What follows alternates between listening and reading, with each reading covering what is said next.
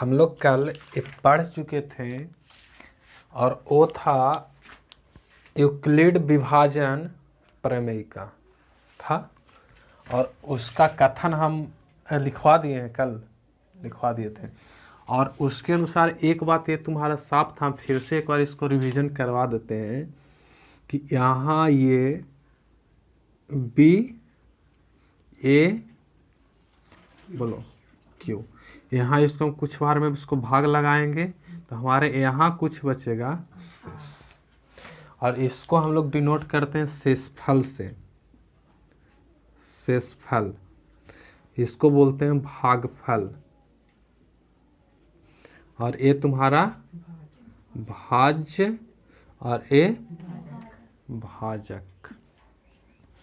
और ये बात तुम जानते हो कि a बराबर बी क्यू प्लस आर, जहाँ 0 is less and equal to r and r is less then.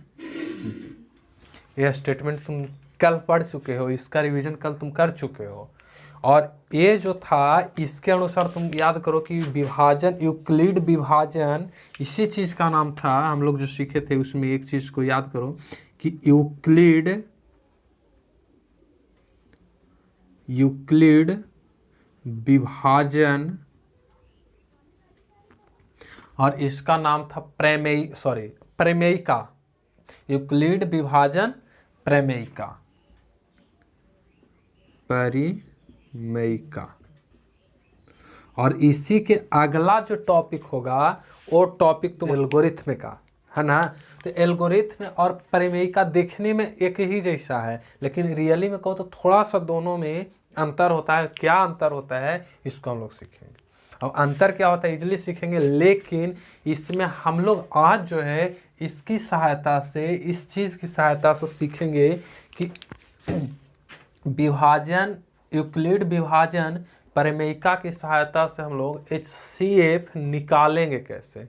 HCF निकालेंगे कैसे, जैसे तुम बचपन में एक चीज़ सीखा होगा कि जैसे एकदम नॉर्मली एग्जांपल से समझते हैं कि तुम्हारे पास एक 64 अंक हम ले लेते हैं कोई, और यहाँ पास हम ले रहे हैं 12, और कोई कह दे कि 12 और 64 का HCF ज्ञात करें, का HCF ज्ञात करें।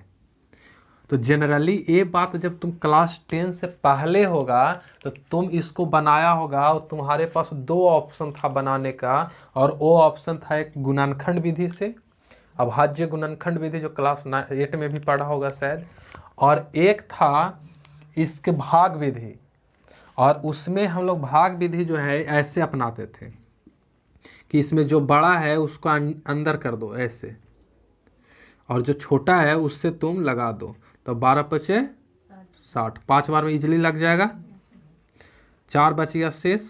अब ये जो शेष है अब अगला स्टेप में भाजक बन जाता है, और इस 12 को हम यहाँ ले आते हैं, ये फिर 12 चढ़ती है, ये 3 बार में लग गया, और एक काट करके 0 आ गया।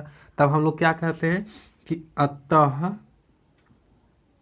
HCF, और कितना कितना का, तो 64 और 12 का, 64 और 12, और बराबर कितना, ये वाला होता है HCF, जो लास्ट में भाजक रहता है उसको हम लोग HCF बोलते हैं। कितना आया, 4। और अगर इसी चीज़ को हम लोग फैक्टर विधि से देखने में क्या जाता है, एक बार सीख लेते हैं फिर आएंगे टॉपिक पे। तो अगर फैक्टर विधि की अगर हम बात करें तो फैक्टर में हमारा क्या था कि 64 है तो तुम 64 को पहले कर दो फैक्टर, तो 64 का अगर फैक्टर करोगे तो कितना हो जाएगा, देखो अरे फैक्टर में ऐसे 64 है तो इसको ऐसे लगाओ, 2 से लगाओगे तो कितना हो जाएगा, 32 दूना 64, फिर 2 से लगाओगे तो 16, फिर 2 से लगाओगे तो 8, फिर 2 से 4, इस तरह से 2। हम कह सकते हैं ना कि इसका अगर हम फैक्टर करूँ तो 1 2 3 4 5 6, यानी 2 के पावर 6 कर सकते हैं। और इसी तरह से हम अगर इस 12 का भी फैक्टर करूं, 12 का कितना होता है, 2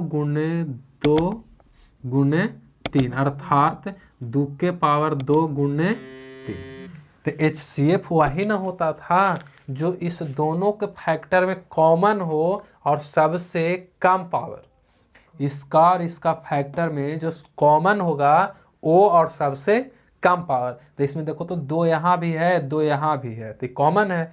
3 यहाँ है लेकिन 3 यहाँ नहीं है, तो इस दोनों में अगर देखोगे तो कौन सबसे कम पावर का है, तो 2 के पावर 2 है, इसका 2 के पावर 6 जो कि इससे बहुत ग्रेटर है। कह सकते हैं कि HC और F और HCF कितना हो जाएगा, इतना और इतना का, तो 2 के पावर 2 और 12 और 4। देखो तो क्या दोनों अलग अलग है, दोनों आसानी से आ गया। तो इसी चीज को HCF ही हम लोग सीखना है फर्स्ट चैप्टर में, लेकिन HCF हम लोग इसको से नहीं, अरे टोटल प्रोसेस तो रहता है यही चीज़, ठीक है, अभी हम बताएंगे तो समझ में आ जाएगा। प्रोसेस यही रहता है, लेकिन फ़र्क क्या हो जाता है कि हम लोग इस पे चलेंगे। और कल बोले थे भी कि तुम ये तो भागा पहले से जानते हो, लेकिन तुमको ये पता नहीं था कि ये भागा या इस नियम को बताया किसने था। तब जाकर के तुमको एहसास हुआ, जब कल पढ़ा था उस क्लास में, तब पता चला कि ये वाला बात बतलाने वाले व्यक्ति थे यूक्लिड साहब थे। और इसी चीज़ को हम लोग यहाँ देखते हैं। तो यूक्लिड विभाजन परिमेयिका के अनुसार अगर बनाओगे ना, तो यहाँ होता क्या, एकदम सिंपल समझो कि 64 और 12 है, तो क्वेश्चन कैसा रहेगा, जैसे क्वेश्चन ऐसा रहेगा कि 64 तथा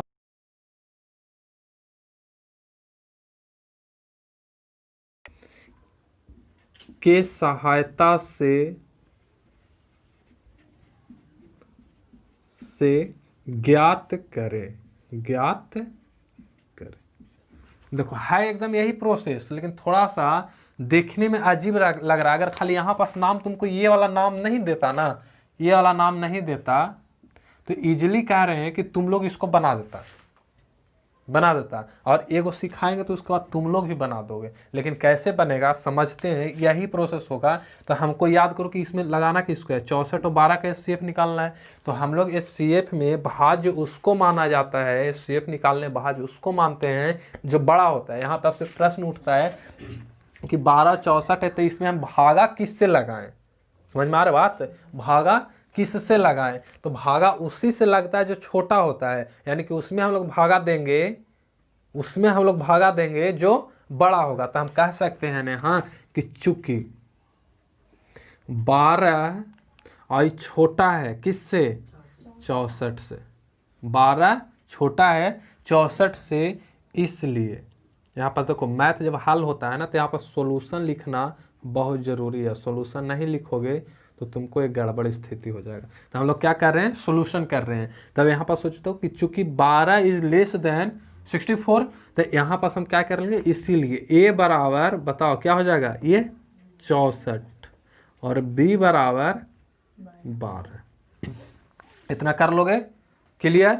अब यहाँ से एक बार फिर समझो कि एक बार फिर क्वेश्चन तुमको रिपीट कर दे रहे हैं ताकि बेहतरीन समझ में आ जाए कि 64 तथा 12 का HCF यूक्लिड विभाजन परिमेयिका की सहायता से ज्ञात करे। क्वेश्चन है, क्वेश्चन ऐसा है तो अंक तुमको हमेशा ऐसा थोड़ा ना देगा, और भी बड़ा दे सकता है, छोटा दे सकता है, 2 अंक की जगह 3 अंक दे सकता है, समझ में आ रही बात, तो उसे डरना नहीं है। अब सोचो कि यहाँ देखोगे तो हम इजीली कह सकते हैं कि 64 जो है 12 से बड़ा है, अर्थात 12 इज लेस देन 64, क्लियर।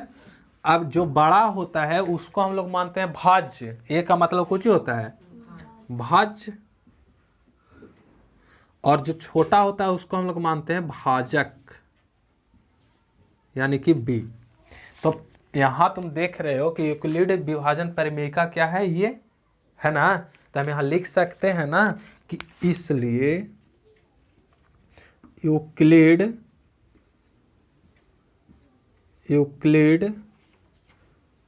विभाजन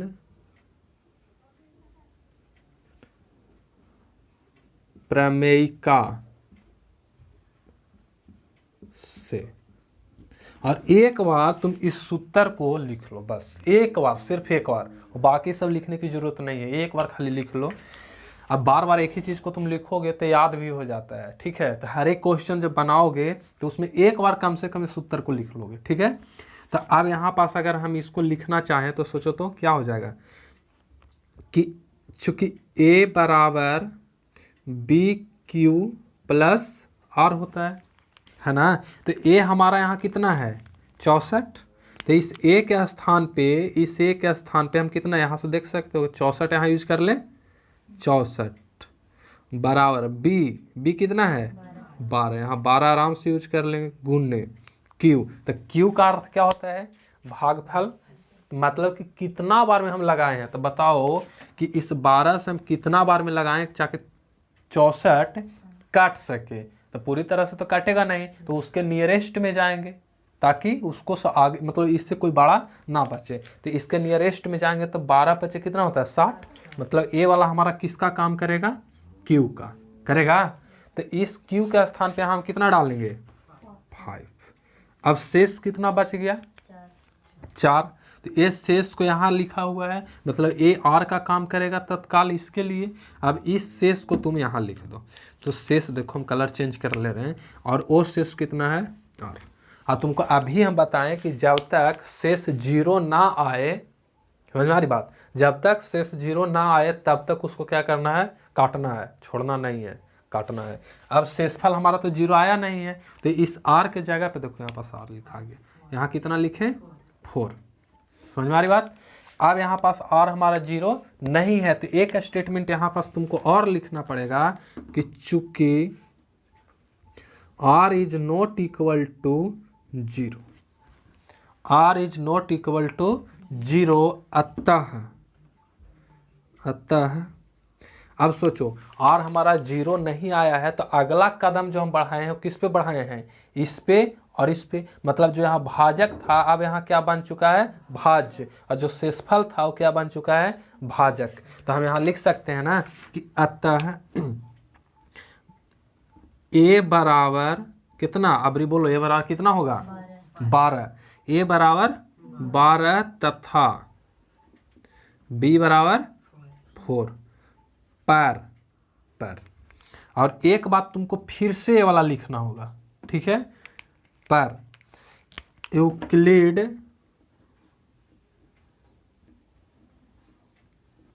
यूक्लिड विभाजन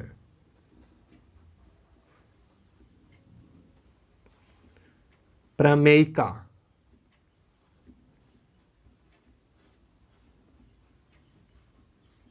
से। और यूक्लिड विभाजन प्रमेयिका क्या कहता है, तुमको पता है कि ए बराबर, बार बार इसको अब लिखना जरूरी नहीं है। अब ए हम किसको यूज किए हैं 12, तो यहाँ पास हम डायरेक्टली 12 यूज कर ले रहे हैं, ठीक है। और बराबर बी क्यू, तब बी हमारा कितना है 4, क्यू कितना बार में लगेगा, मतलब कि 4 से कितने बार में लगेगा 3 बार में, तो 3 बार में लगेगा। तो यहाँ पास हम 3 यूज कर सकते हैं ना 3। अब बताओ शेषफल कितना बच गया 0, तो यहाँ पास कितना ऐड करोगे 0। अब यहाँ तुम क्या करोगे, लिखना पड़ेगा एक स्टेटमेंट और कि चूंकि r इज इक्वल टू 0। अब देखो यहाँ r 0 नहीं था तो एक स्टेप बढ़े थे, अब यहाँ r क्या हो गया 0 हो गया था, अब एक स्टेप भी नहीं बढ़ना है। r इज इक्वल टू 0 अतः HCF, और किसका किसका HCF निकाले हो तुम, तो यहाँ से देख लो 64 और 12 का। तो 64 और 12 का, और बराबर क्या हो जाएगा, सोचो HCF कौन होता है जो भाजक का काम करता है। यहाँ भाजक का काम कौन कर रहा है 4, और तुमको पता है कि भाजक कहाँ लिखाता है क्यू के पहले। तो यहाँ क्यू कितना है 3, तो इससे पहले वाला भाजक कौन होगा 4, तो यहाँ HCF कितना हो गया 4। अब बताओ एक डिसीजन लो तुम ही लोग कि अगर हम HCF इस तीनों में से किसी भी मेथड से निकालूं क्या अलग आएगा। तुम अभाज्य गुणनखंड विधि से भी निकाले हो HCF 4 आया है, भाग विधि से भी निकाले हो HCF 4 आया है, यूक्लिड विभाजन परिमेयिका के उपयोग करके भी निकाले हो HCF कितना आया है 4 आया। थोड़ा सा खाली अंतर यही है, इसमें हम लोग फैक्टर किए हैं, इसमें भाग किए हैं, और इसमें भी तो भागे किए हैं। इसमें थोड़ा सा क्या है कुछ अंतर है, इसमें और इसमें कोई अंतर नहीं है। समझो तो इसी का शॉर्ट फॉर्म ये है, मतलब ये फुल पैंट है तो ये हाफ पैंट है।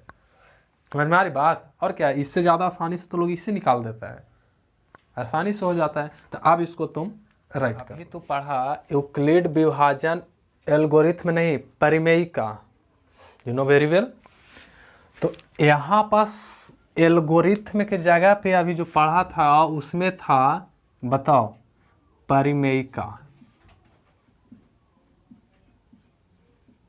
ठीक है, तो ये दोनों इतना आपस में, इस दोनों के बीच में इतना क्या बोल सकते हो, मतलब एक तरह से इसमें बहुत कम अंतर है, कम अंतर है। और कम अंतर होने की वजह से इस दोनों को लोग एक ही समझ लेते हैं, और एक ही है भी, थोड़ा सा खाली अंतर है। और अंतर क्या है अभी हम जस्ट बता दे रहे हैं कि इससे पहले जो पढ़ा यूक्लिड विभाजन परिमेय का, वो एक स्टेटमेंट होता है, एक कथन होता है जिसकी सहायता से किसी और चीज को हल किया जाता है। समझ में आ रही बात? क्या है कि तुम जानते हो कि कथन ये है कि ए जो है वो हमेशा इक्वल होता है b into q plus r का।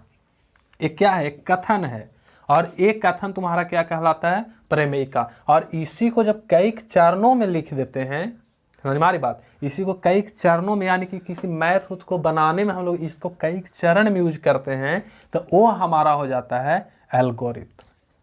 समझ में आ रही बात, ये हमारा क्या हो जाता है, एल्गोरिथम। ऐसे इसको समझो, एकदम मतलब डेली लाइफ की वजह से समझो कि परिमेयिका हमारा एक तरह का पूरब है, यानी सूरज है, जो कि हमेशा किधर उगेगा, पूरब में। और बाकी उस पूरब की डायरेक्शन से, सूरज और पूरब की डायरेक्शन से हम लोग तीनों डायरेक्शन पता करते हैं कि नहीं। तो एक तरह से हमारा क्या है, सूरज है, और इस परिमेयिका की सहायता से हम लोग और मैथ को हल करते हैं, और वो तुम्हारा एल्गोरिथम है। मतलब ये एक चरण है। क्या है, एल्गोरिथम एक चरण है, याद रखना, एक चरण है। और चरण मतलब प्रक्रिया, जिस प्रक्रिया से हम लोग हल करते हैं वो एक प्रक्रिया है। जैसे अभी तुम एक बात ये देखा कि हम लोग अभी कितना का निकाले थे, 64 और 12 का जब निकाला था तो उसमें 2 चरण गया था कि नहीं, अरे 4 शेष बचा था। तो 4 शेष बचा था, तब ना फिर हम लोग दूसरा चरण में r is not equal to 0 करके अगला चरण में गए थे। तो जब चरण गए थे तो वहां पास रियली में ये हम यूज किए थे एल्गोरिथम में, लेकिन एल्गोरिथम उस समय तुम पढ़ा नहीं था। और अब सीखो कि एल्गोरिथम और परिमेयिका में अंतर क्या है। ये पहला चरण हम लगाए होंगे ना, मतलब कि ए वाला फर्स्ट चरण, तो वो तुम्हारा परिमेयिका था। लेकिन जैसे दूसरा चरण में आए तो चरण क्या हो गया, दो चरण में बट गया। तो 2 चरण में बट गया ना, तो उसको हम लोग बोलेंगे एल्गोरिथम। एकदम हल करने में उपयोग करते हैं। एक चरण है, और चरण कैसे होता है एक बार फिर से देखते हैं। और अबरी हम थोड़ा सा बड़ा अंक लेते हैं, और वो अंक मान के चलो कि मेरे पास होगा, बोलो कोई ऐसा अंक, जैसे 430, एक एग्जाम्पल से इसको हम लोग समझते हैं। 430 और कोई अंक वैसा सोचो, मान लो कि हम 70 ले लेते हैं, क्या दिक्कत है। और तुमको ये कह दे कि 430 और 70 का HCF यूक्लिड विभाजन एल्गोरिथम से निकालो। समझ में आ रही बात। तो एल्गोरिथम अगर लग गया ना, तो तुमको एक बात तुमको सोचना चाहिए कि एक स्टेप में बनने वाला मैथ नहीं होगा, कम से कम 2 3 4 स्टेप आएगा। और 2 3 4 स्टेप आएगा तो फिर उसमें तो चरण आ गया, 1 चरण 2 चरण 3 चरण, इस तरह से आगे क्या है, चरण है। और चरण है तो वहां पास क्या हम लोग लिखेंगे, परिमेयिका लिखेंगे, एल्गोरिथम में लिखेंगे।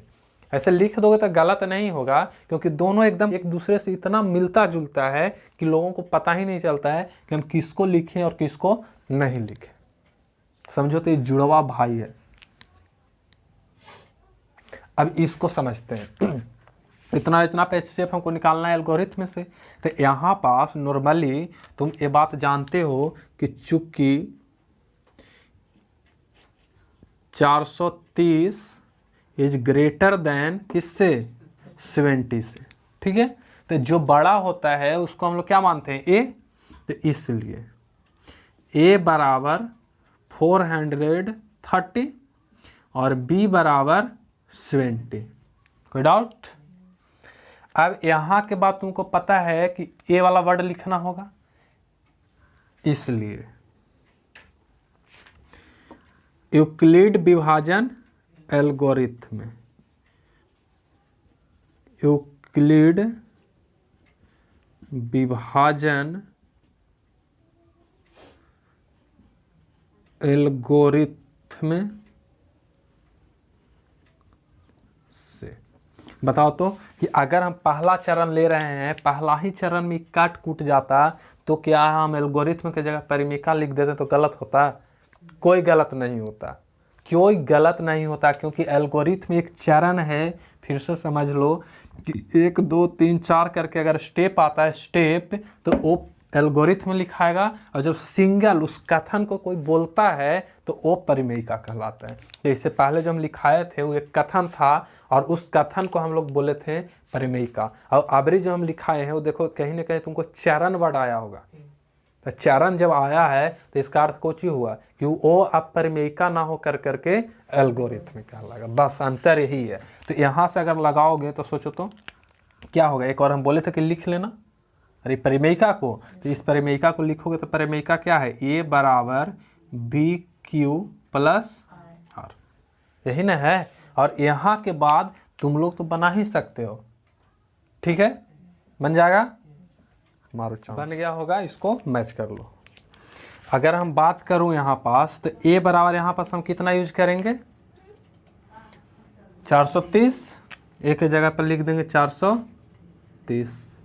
B बराबर 70 गुण्य Q कितने बार में लगेगा, 6 बार में, शेष कितना 10।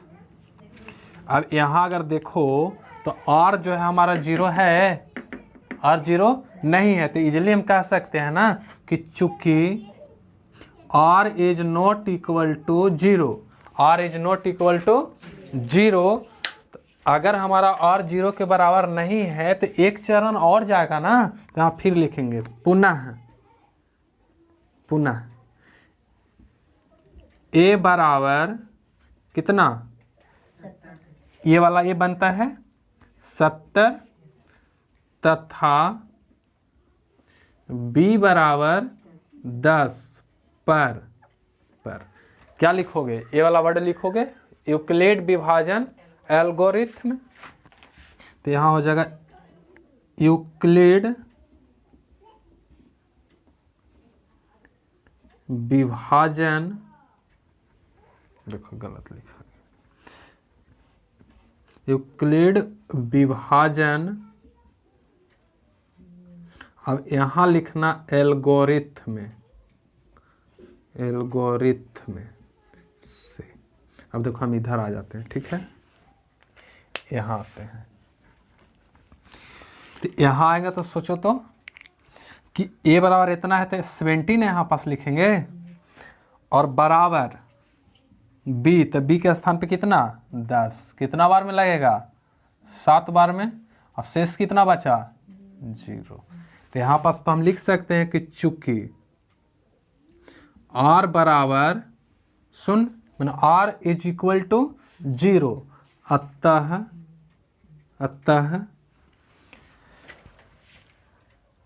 HCF कितना का निकाले हो, 430 और 70 का, 430 और 70, और बराबर कितना आया है। तो यहाँ से तुम देखो ना कि HCF वही होता है जो B होता है, तो B हमारा A है, तो अगर ये B है तो ये क्या हो गया HCF। तो यहाँ पास हमारा HCF कितना आ गया 10, ये 10, और ये हो गया आंसर, है ना आसान, और एकदम मक्खन है, टेंशन नहीं है, खा जाओ एकदम, एक ठोप नहीं अटकेगा, एकदम पार हो जाएगा। इस तरह से सेकंड देखे और एक देते हैं, बन जाएगा, बना रहा है, जो थोड़ा सा कॉम्प्लिकेटेड हो, बनाने में मज़ा आएगा।